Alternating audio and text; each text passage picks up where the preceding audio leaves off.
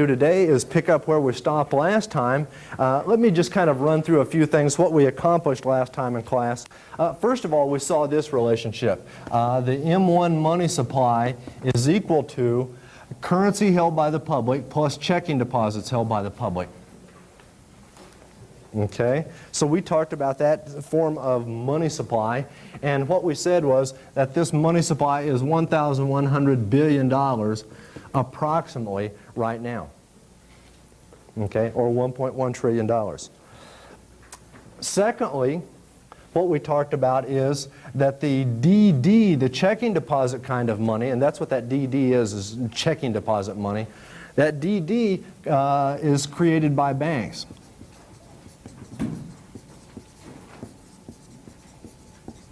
Okay, and the currency is created by the Federal Reserve and the Treasury.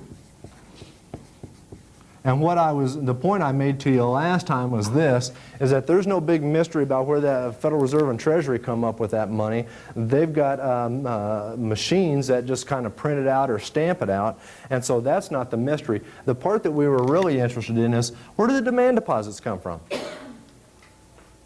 Those checking deposits. What's the source of those? And so what we were doing really last time in this example of the Federal Reserve flies a helicopter overhead, throws some money out, people pick it up, put it in the bank.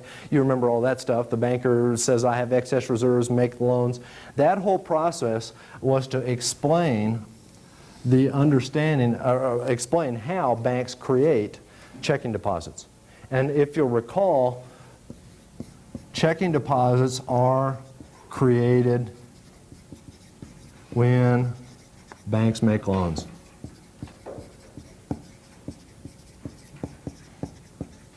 It was the lending process that created those checking deposits, because when you go into the bank, assuming the banker has some excess reserves, those excess reserves are not dollars of money supply. Those are just, they are dollars, but they're sitting in the vault or at the Fed. When you go into the bank and say, I want to borrow money, the banker says, okay, here you go. And if you're, let's say, borrowing $5,000, the banker says to you, I'll put that $5,000 in your checking account. And when the banker takes the $5,000, the vault cash, and puts it in your checking account, now the money supply goes up. You have some checking account money you didn't have just a moment ago. So you get the checking account money when a bank lends you money. Okay, so that's the source of that. And the way that that all worked out was through, let's call this fractional reserve banking. That's what permits that all to happen. If you'll remember, what were we working with, the 10% or 20% required reserve ratio the other day? Seems like 10%.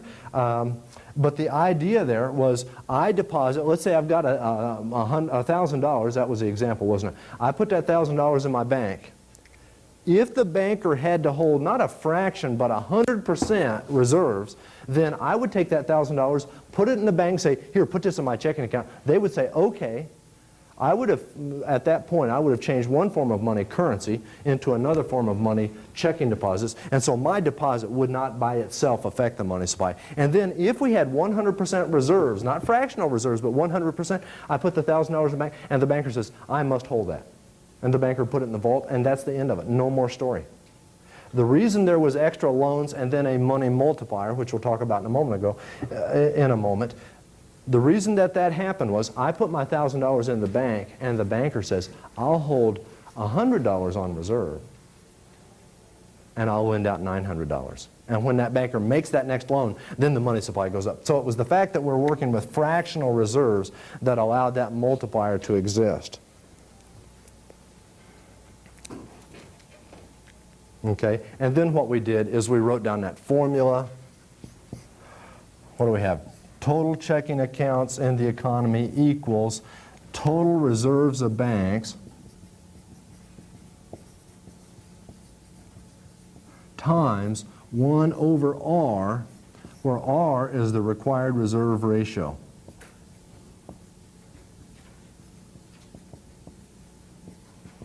And this entire fraction, the 1 over R, we call that fraction the simple deposit multiplier.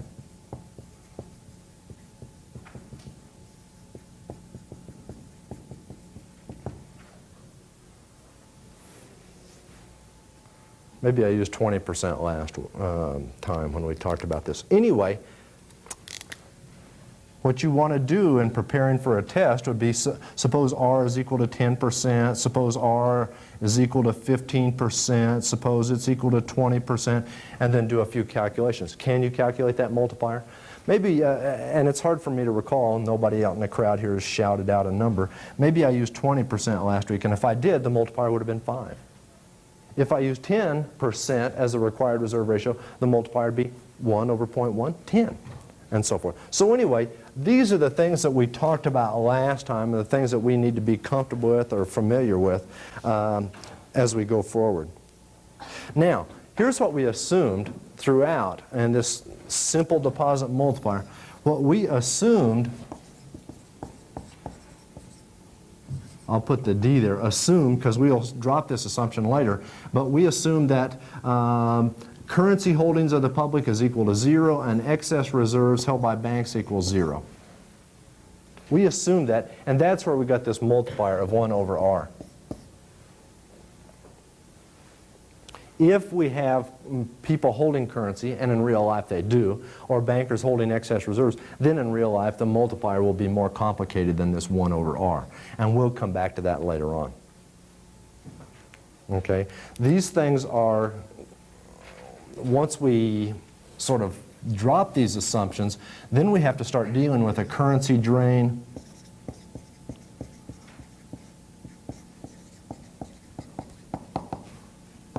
and then an excess reserve drain.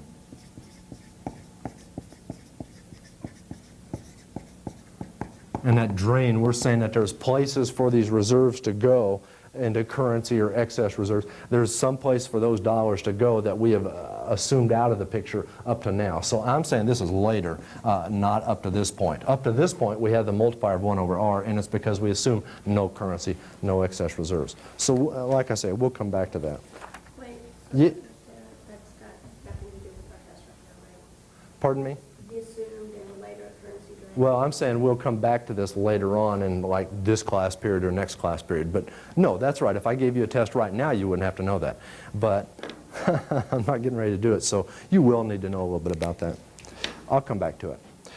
Finally, and let me sort of close the discussion with one more point, and it's this. Everything works in reverse. If you'll remember what happened, let's see if I can get my helicopter up there again. What does a helicopter look like? I don't know. This is more, it's like a flying snail or something. Oh, yeah, you need the runner things. Like that? It's like big feet. That way you can walk as well as fly. Anyway, oh, that's like a lady's pump. They call that a pump? So anyway, forget about that because that has nothing to do with our story. We threw out $1,000 last time, and people picked it up, and then if you'll remember, that grew to a multiple amount. This all works in reverse. Now, in reality, the Fed doesn't go around throwing out $1,000, which is, I don't know if that's good or bad, but they don't do that.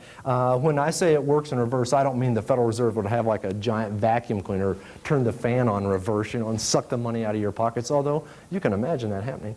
The way it would happen in reverse is the Fed would sell a bond to the public. The Fed could just reach into its portfolio and sell something to me, let's say. And then I pay the Fed, and when I pay the Fed, that $1,000 comes out of my pocket and goes up into that helicopter, so to speak. And so if the Fed wants to reverse the process, they would sell a bond to the public, could be to a banker, but sell the bond, and then somebody has to pay for that bond. And when somebody pays for that bond, that $1,000 or whatever the bond's worth goes back to the Fed, and then everything works in reverse. We have a multiplier of 1 over R times the loss of reserves. If the multiplier is 5 and the Fed drains $1,000 worth of reserves out of the system, then what happens is the money supply, checking deposits, goes down, because reserves are being taken away. Money supply would go down by $5,000, the multiplier, or $10,000, depends on what that multiplier happens to be. Let me write a formula, here's what the formula there, 5 says, DD equals total reserves times 1 over R. Let me sort of supplement that with this. Change in DD equals change in TR times 1 over R.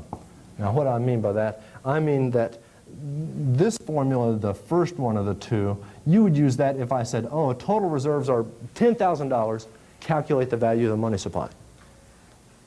Okay, that's where I'd give you the level of total reserves, and you calculate the level of checking deposits in the economy. In this other case, though, I may say something like this. There's an extra $20 worth of reserves put into the banking system. So the change in reserves is $20. Now calculate the change in total checking deposits in the economy. So we can use that same formula in either one of those ways, either to calculate the total money supply or changes in the money supply, depending on what information we're given. Questions about that? Okay, let's go on to the next material or the next topic, which is called the Federal Reserve System. This is sort of the mechanics of how it works, but even though we have the general mechanics of how it works, we need some particular information about the Fed. When did it start? You know, who sits on the Federal Reserve Board, and what are they supposed to do, and you know, their responsibilities, and so forth. Let's talk a little bit about the Federal Reserve.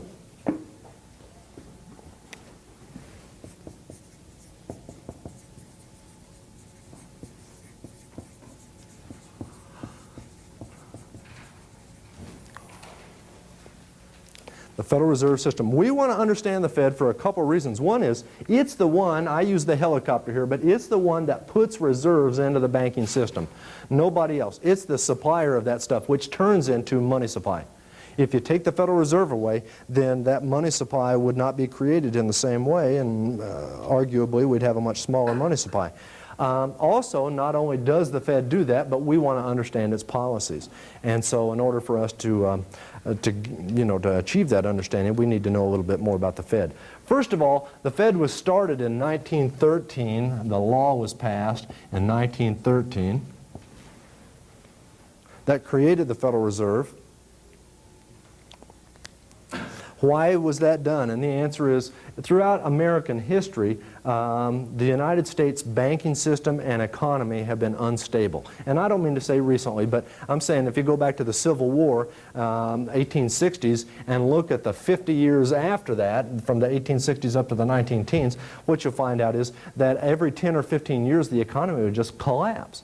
There would be like a big banking panic. Banking is a key term here. Don't forget the banks are the ones that create the checking deposit money. So when the banking system would collapse, then the checking deposit money would disappear, and then people wouldn't have money to spend, and they wouldn't spend then. And if they don't spend, then there's a recession. Companies don't sell products, they lay off their employees, and you have recessions or depressions. And so what we had throughout our history was this really miserable experience of economic growth and then a collapse of the economy, and then economic growth and a collapse of the economy every 10 or 15 years. And so what happened was the Congress basically said, we've got to do something about this. And in 1908, they appointed a National Monetary Commission to go out and study this topic. What can we do? How can we solve this problem? And in I don't know exactly the year, the National Monetary Commission came back with a recommendation. And then in 1913, the Congress passed the law, which is pretty much that recommendation with a few improvements. A couple of things that the Fed was supposed to do was it was supposed to provide an elastic currency. That is to say, the supply of currency should grow or shrink to meet the demand for it. Okay, and that had not been taking place previously.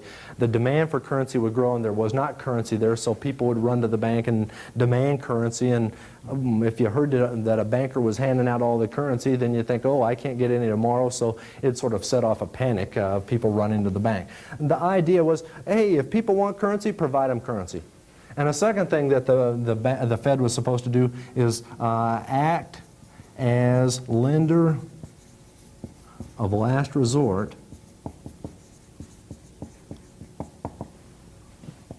to banks experiencing runs.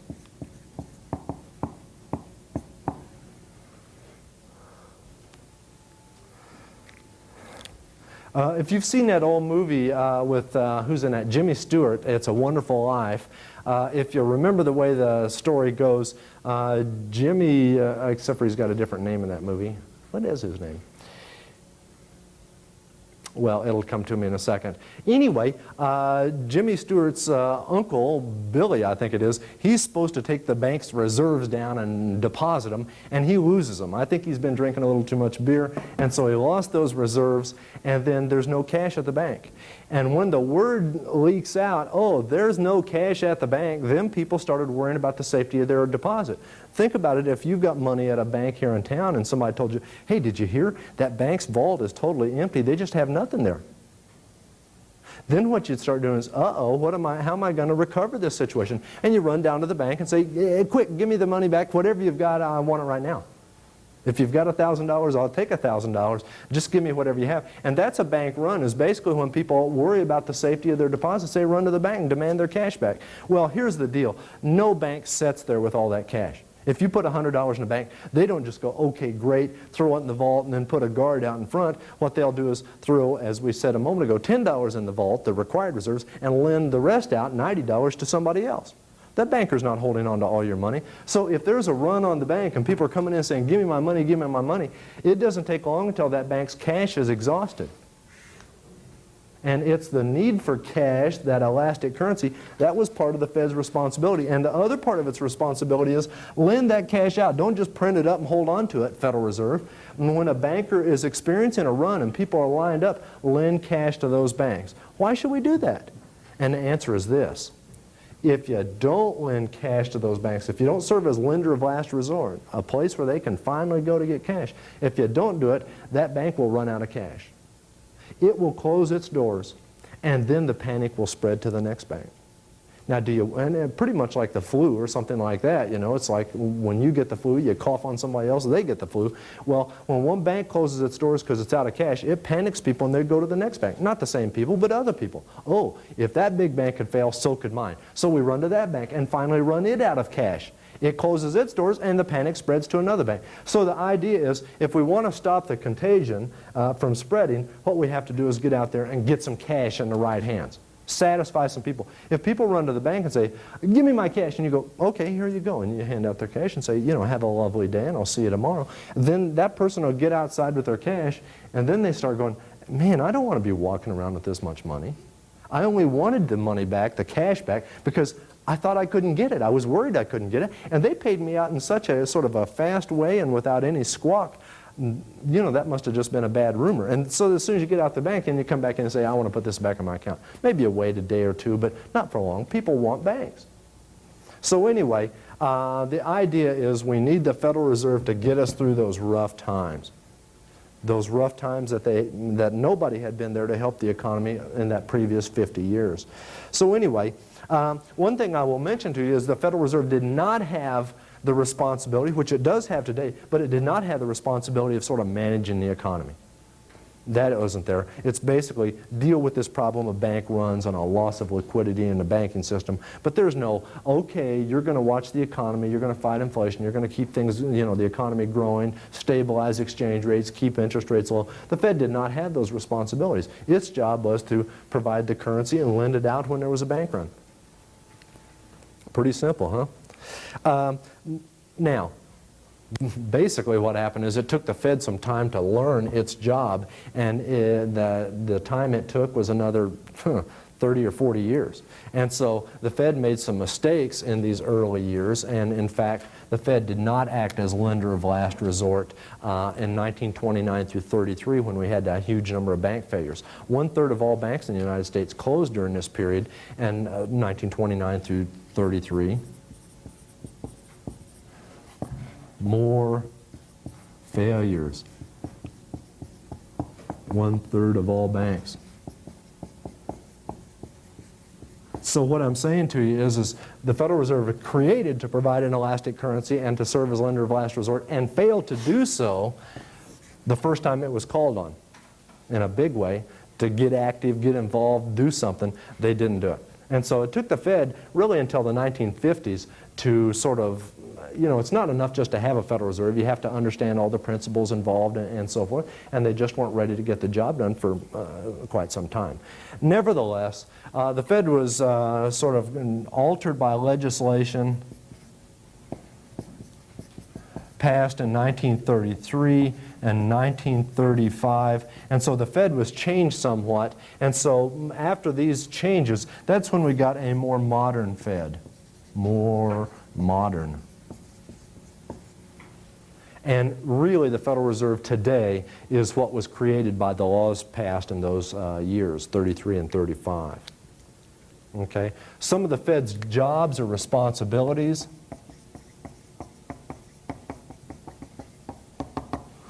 Boy, I'll just tick off a few of them here, but it has quite a few. One is it's the government's bank. Doesn't serve as a bank for, you know, just ordinary private companies or individuals, but it is the government's bank. It does check clearing,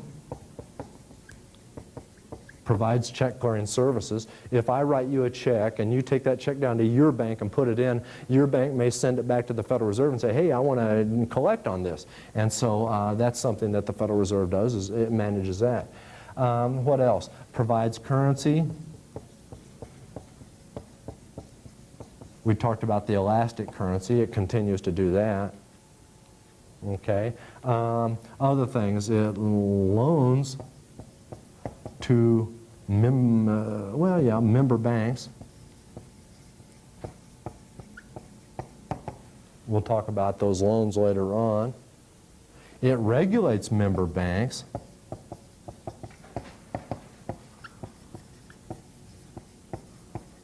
These member banks, we'll talk about them in a minute, but member banks are just commercial banks. And they've signed up to join the Federal Reserve System. Okay. Conducts monetary policy.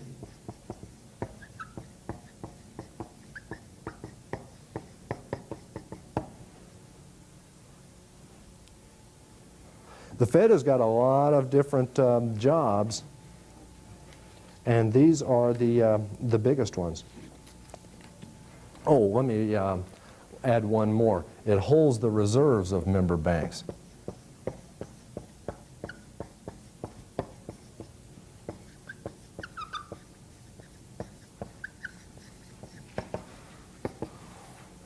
A member bank, a commercial bank that wants to, can send its reserves over to the Federal Reserve and say, here, hold this for me, will you? And the Fed will say, sure.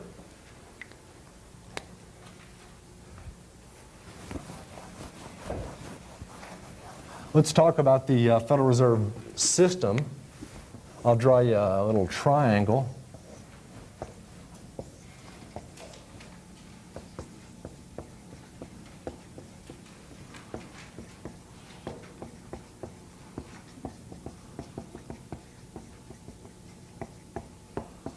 In Washington, there's the Board of Governors. This is a 7-member board. 7 members. 14-year terms.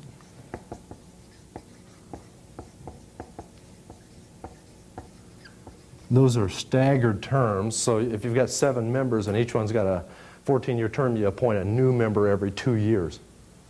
Okay? And this middle level of the system is the Federal Reserve banks.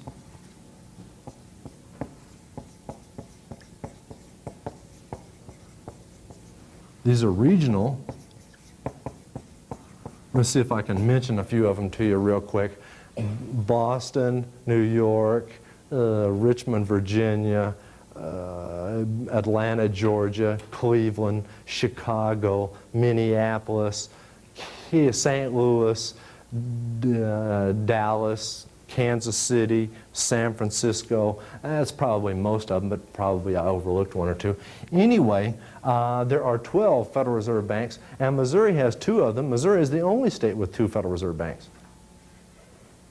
Why is that? And the answer is politics. We had some powerful senators back when they were deciding where to put these people, or these banks, and so we got 2 of them. Anyway, and finally, we have the member banks. And these are just ordinary commercial banks, for-profit banks, privately owned. And these banks have to join. They're not forced, there's nobody comes in with a gun and says, okay, you're going to join up here. Bankers come in and say, I want to be a member bank. And there are about I don't know, 3,500 or 4,000. I'll put 4,000 down, but it could be a smaller number than that. But these are just ordinary banks, a mercantile or something like that.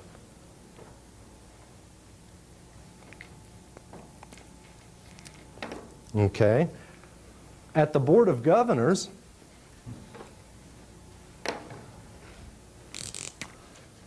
of these 7-member Board of Governors, B of G, there is a chairman plus 6 others. This is a little bit like Santa's reindeers. We all know Rudolph, and the others, they just kind of fade into the background with their dim noses. Anyway, at the Board of Governors, we have a chairman, and that chairman is powerful. That person is basically chosen by the president to sit at the top of the Federal Reserve, and it is understood. It's understood implicitly. It's not written into the law this way, because the way the law reads, it says there are 7 members, and each one has a vote. And that's true, but the only thing is this one vote counts, it seems like, a little bit more than the others vote. The other votes count. And so it's the chairman who's got the real power within the system. There's kind of a funny joke about one chairman of the Federal Reserve went out to dinner and took, he was near retirement, his name was Paul Volcker, but he went out to dinner and took the other members of the Board of Governors with him, and they're all sitting around the table, and the waiter comes up and says to Paul Volcker, what would you like for dinner? And he says, well, I'll have some steak. And he sort of told him what he wanted, but he hadn't said anything about salad or anything else to go along with it. So when he gets done telling about the steak that he wants, then the waiter says to him, well, and what about the vegetables? And Volcker says, just let them order for themselves. Well, the whole point here is, is he considered them to be vegetables, all those other members of the Board of Governors. And so he didn't even think about, oh, I forgot the broccoli. He just thought, let those vegetables order for themselves. So that's the 6 others. Okay, the chairman of the Fed is the most powerful. Sometimes that has to be proved. That is to say, sometimes the other 6 don't go along with it, and then something will happen. There'll be a confrontation. But at the end of that meeting, what happens is the chairman of the Federal Reserve is in charge. And right now, that's a guy named Greenspan. But he's been around for quite a while, and maybe in maybe in the next few months or year, he might retire, maybe he'll resign, or his term will end. And so the point is that we don't really, it won't be Greenspan forever. 14-year terms. Why do we have 14-year terms? And the answer is to insulate the Federal Reserve from politics. The thinking is this. If we don't, let's say what we do is we had the Board of Governors just selected every year. We just put some people up there, 7 of them, and next year we'll put up 7 other people, or maybe those same people. But the thinking is that if that's the way it were done, then either the Congress or the President or both, and probably both, would participate in this process of reappointing or appointing Federal Reserve officials. And what would happen is it would be a political kind of a job. And so, there'd be favorites played. The president would always pick whatever party he's in, Republican or Democrat, always pick a chairman from that party, always sort of get what he wants from that chairman. At the end of the year, discard him and get another one, or keep that one if he does what he's supposed to, but basically keep the chairman on a short leash, the whole Board of Governors. Anyway, so the idea is this. If we have 14-year terms, then let's say a president will appoint a Federal Reserve member, and then that person will stay there a lot longer than the president. And the president will be gone, and a new president comes in, and it's still the same Federal Reserve. And there's some continuity in the system, and it's not easy then to say to these people, hey, I want to see that money supply go up. You can say it to them, but then what they say is, well, sorry, I don't agree with you, Mr. President, and since I've got another 8 years of my term left, or 12, or something like that, I guess I'm just going to do what my conscience tells me. So the purpose of the long terms, and by having them staggered, we never have, in any 2 or 3 year period, we never have very many of these terms sort of end, and a new person appointed by the president. We talked earlier about packing the Supreme Court back in the 1930s, and what I'm saying to you is we sort of have this prevention against any packing by a single president, and so the president and Congress don't have a lot of control over monetary policy. Well, why don't we want that? Or, why don't we want some political control over monetary policy? And the answer is because when that happens, we've seen it in the past, when politicians control monetary policy, then here's what they have. They have a switch. They can flip it on, and these $100 bills just come cascading off the printing press. And then they just say, oh boy, let's scoop up a bunch of those and go and spend some money. Let's give some money away. Let's build some roads. Let's build some highways. And basically what happens is that it's irresistible for the politicians, if they control the money supply, they've got to increase it, they think. So the money supply goes up, so we get inflation.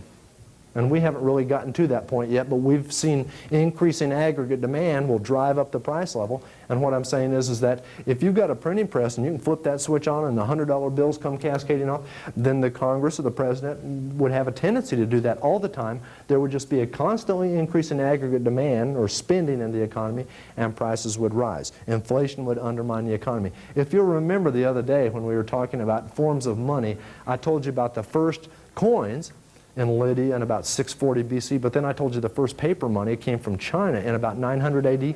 Well, they didn't know that an excessive amount of paper money would destroy the economy, so that's what they did, is they just created more and more and more of it, and they had rising prices, and it did destroy the economy. And I told you the other day, and by the way, in China they did that 2 or 3 times before they finally just said no more paper money. And I also told you the story about, what was that island of New Guinea, and how they used that shell money up in the interior of New Guinea. And then those Australians came there, this is in the 1930s, and looked around, went back to Australia, came back with plane loads, crates full of these shells, and just started buying things from people with the shells that were so rare there in New Guinea and just nothing at all back in Australia. That what happened was the price of things went up, the shell price of goods went higher and higher. And so the point is that we've seen this inflation before, and the fear is that if we did not have these long terms that are staggered, that there would be too much political influence on our monetary policy, we'd have the economy destroyed.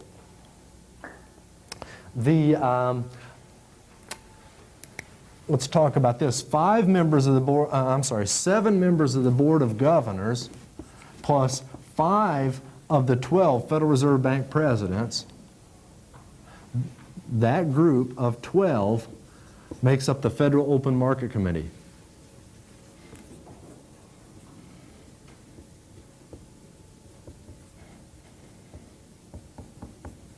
Or FOMC. So there's a 12-member committee within the Federal Reserve. And it's the people at the top. It's the 7 members of the Board of Governors and 5 of the 12 presidents. It's always the New York Fed president. One of those 12 is a New York Fed, plus 4 others.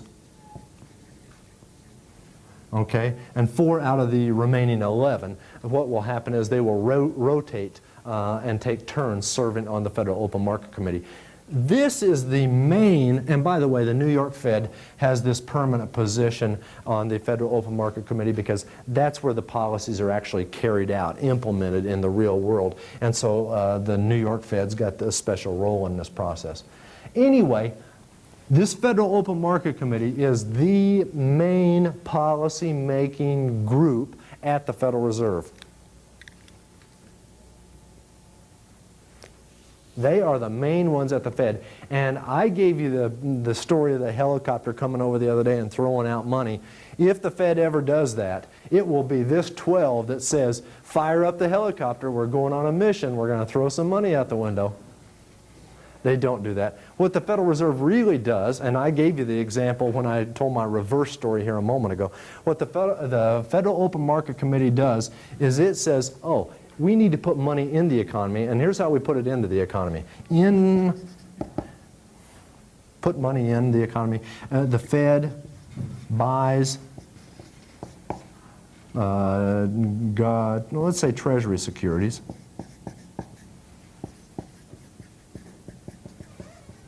From banks or people.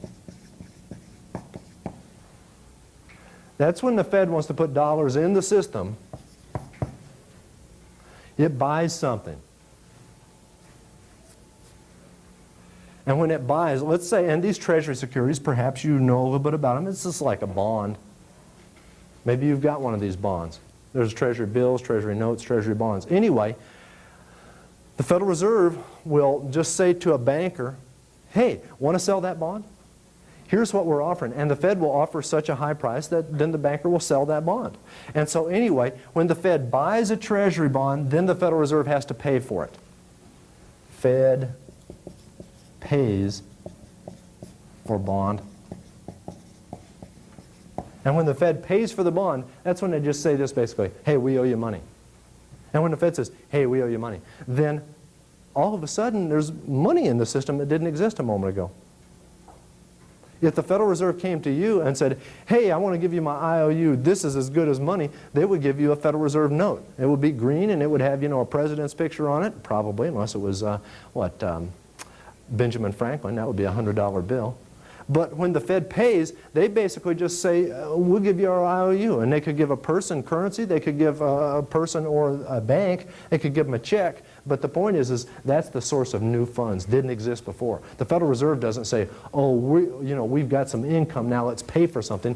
What they say is, let's just pay for something out of thin air. Let's just snap our fingers and write down an IOU. Here you go, we owe you money. And everybody treats that as money, because it is. So that's the FOMC. When they say, let's increase the money supply, the way they'll do that is they will order somebody at the Fed to go out and buy bonds. If the Fed wants to take dollars out of the system, the Fed will sell bonds. And that's the example I showed a moment ago when we were talking about reversing the process. The Fed sells bonds and say, you have to pay me, and when we have to pay the Fed, it's taking dollars out of the system. Now here's the real key. If there's $1 put into the system,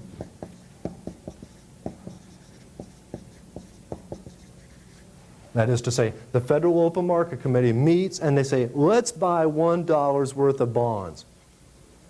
That wouldn't be very many. But if they meet and they say, let's buy $1 worth of bonds, then they will pay the banker for the bonds. And that is total reserves. Total reserves go up by $1. The Fed's paying the bank. And then we have a multiplier, times 1 over R. And that tells us the change in the money supply, and change in checking deposits.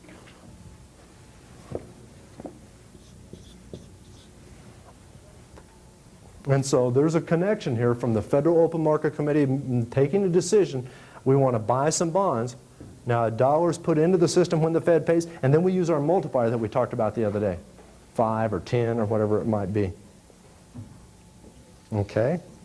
Questions about this? And then it works in the opposite direction. The Fed says, let's sell bonds. The individual or the bank has to pay the Fed. The Fed's taking dollars out of the system. Total reserves are going down in that particular case. And then there's a multiplier effect.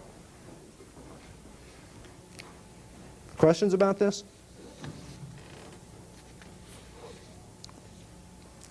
What we will do is we will come back and talk about the more complicated multiplier when we have these other things later on, so I don't want to stop and talk about that right now. Let's talk about the Fed's main policies. First of all, this was the main policy, this thing that I just described right here. Let me just sort of mention, though, a little bit more detail about this policy. The Fed has 3 main policies, 3 policy tools. 1, open market operations.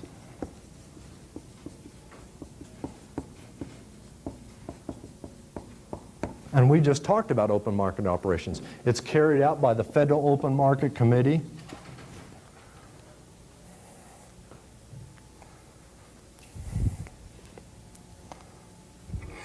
It is the, well, by the way, let me put a definition up here, even though we have been talking about it. Purchases and sales of government securities or bonds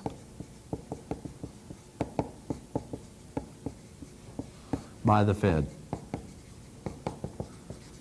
That's the definition of what I mean by open market operations, is the Fed buying and selling government securities.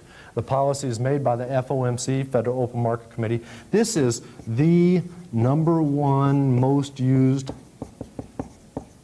policy to control the money supply.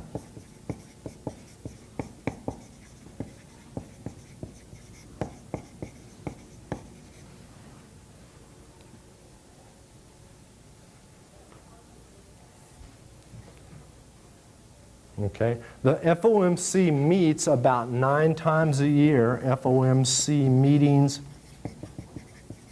9 per year. That's a ballpark number. They meet about once every 5 or 6 weeks. Okay. And don't forget how this works. The Fed buys securities, I'll say bonds, and that increases total reserves of banks, and that increases checking deposits and M1 money supply.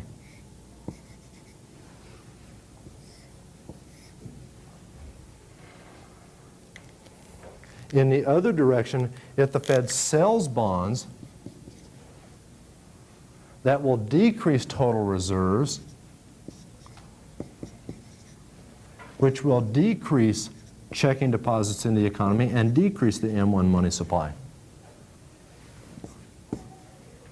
So the real key is, are you buying, are you selling? Are you purchasing, or are you selling? Finally, when the Fed buys bonds, if the Fed buys bonds,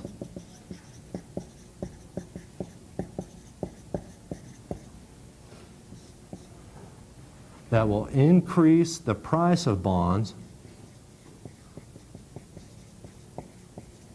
and decrease interest rates. For the time being, I want you to just take my word for it that the price of bonds is going in one direction and interest rates is going in the opposite direction. If the Fed sells bonds,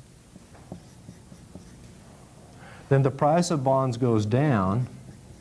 And by the way, this is really just simple supply and demand, isn't it? If the Fed's buying something, it drives up the price. If the Fed's selling, it drives down the price. And that happens, and interest rates also are going up at the same time.